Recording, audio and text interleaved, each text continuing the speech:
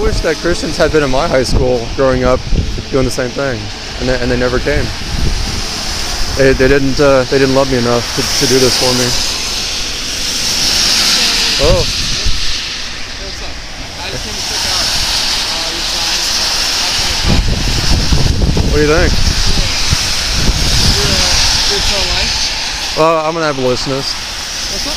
I'm an abolitionist. Abolitionist? Yeah, you don't have much of a sidewalk, so the snow's all I got to stand on. Yeah. But try to sink, I guess. Yeah, I'm an abolitionist. I don't believe in regulating murder. I want to abolish it totally. Yeah. And pro-lifers, they're regulating murder. I don't know if you know what that means. Yeah. So I stopped doing that. I'm like, no, we need to abolish this evil. Stop tolerating it. And so I'm calling on people to rise up and abolish abortion. You just want to abolish it altogether? Yeah, no exceptions. What about teenagers who've been like raped at college campuses and have no right to abort a baby that has been put in them by non-willingly? Well, we need to love the mother and her child, and not push her to murder her child, because murder never helps anybody. It's not a solution to any problem. What about where the mother's life is in danger? Well, in that case, the doctor has to do everything he possibly can to preserve the life of the mother and her child, because he has two patients there, not just one. Yeah, but there's situations and complications for C-sections where the baby hasn't been fully rotated inside of the womb, and that's like an insured death for the mother. So what about circumstances like that? Well, the mother's life is in danger. I would question that assertion of those who say that the mother's going to die no matter what. It's like, well, I'm not so sure they're... Yeah. It's been seen before. That's why they get the right to assume that. Well, you still have to do everything you can and to protect, because you do have two people there. Well, yeah. And you don't sacrifice the mother's life or the child's life to save either one. You do what you can. But I'm saying, if you can't save either life, and like in a case like that where the baby's been rotated and the mother's life isn't imminent threat, like what do you do then? Because you do the best you can with what you have, and you just do the best you can to preserve both lives. If you can't, then you can't. Right. And there's no reason to murder the child there. Now there is a difference between murdering the child intentionally, which I'd ask anyone. I'd ask anyone, how does murdering a child in cold blood save a mother from dying? It doesn't even make sense. But there's a difference between that and moving the child where the child's going to die or may die. Yeah. A big difference. Yeah, and then there is also the fact that like when you abort a child and like say that child ends up in an adoption agency and they have like parental issues, or they grow up with one parent, that child's like 45% more likely to commit a crime or murder later in life. So there's that too. Well, it's no matter if a person grows up to be a scientist, a teacher, live under a bridge, or become a serial killer, become an abortionist. We don't know how they're going to live because we're not God. But even if there's some way to have an idea, you still don't murder them so that they don't turn out to. Because it's like if you do that, then we're playing God with that person's life. But have you thought about this before about abortion, the murder of the preborn? I'm kind of moderate there. I believe that there should be like some circumstances in which it would be okay, like circumstances, rape or when the mother's life is in danger. So give me a situation when it's okay to kill a baby. Well, okay. So first of all, what defines life? Well, we're life. We're human beings. Is it the ability to cognate? Is it the ability? No. Well, you mean to understand stuff? Understand things? Yeah. Oh no, because there are people in this world who they cannot understand much. They cannot communicate. Well, they can still cognate. They still have neural functions. But not much. And some people can't move. Some people can't feel pain.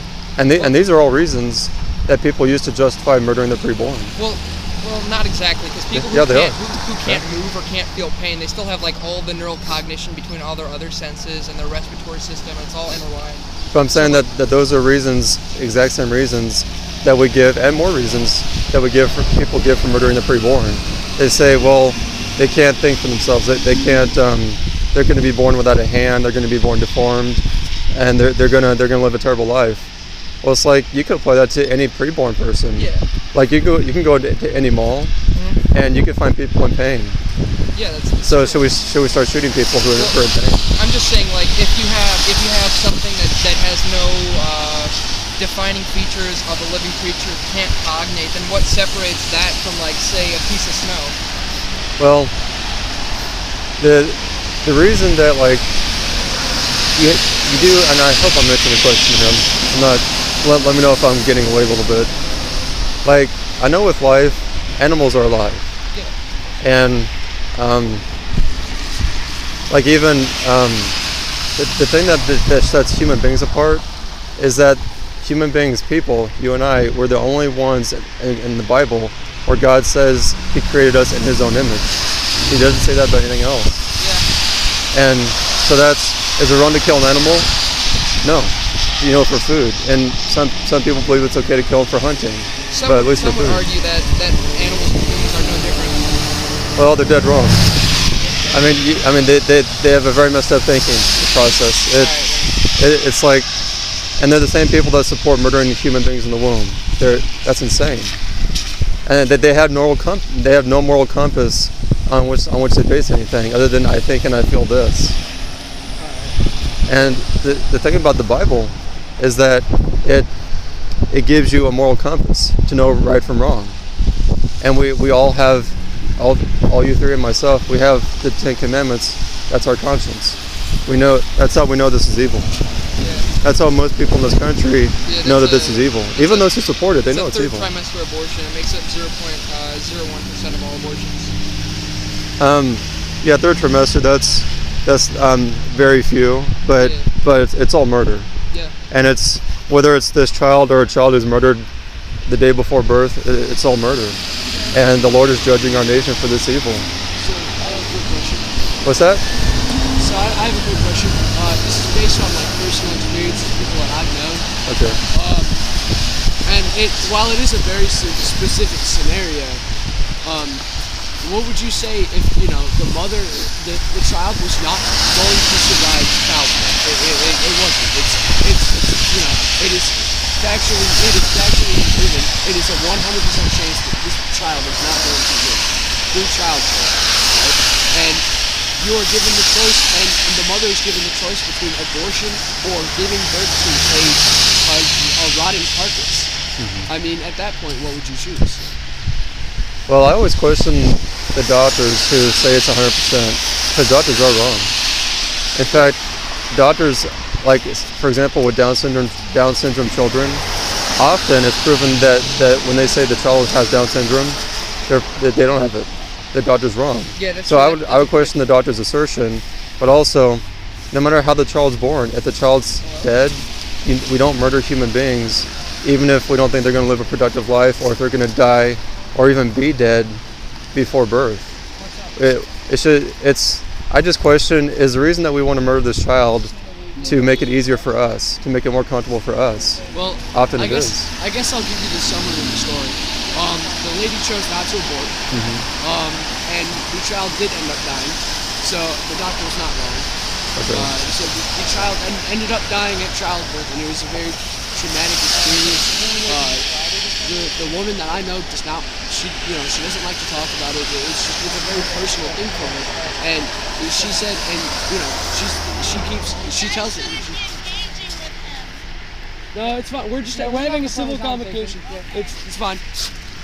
So it's just, it's situations where it might have been less traumatic for her and her family if that would, if she would have chosen to abort instead. Well, what do you mean by abort? If she would have, killed the child. It's not killing because it's not technically a child. But it is a child. From the moment of conception, it's a human being. It's a child. I'd say it's not a child until it's out of the womb. That's not scientific. It's not accurate at all. That isn't accurate. I'd say like up until 22 days, the child doesn't have features in order to call it a live being.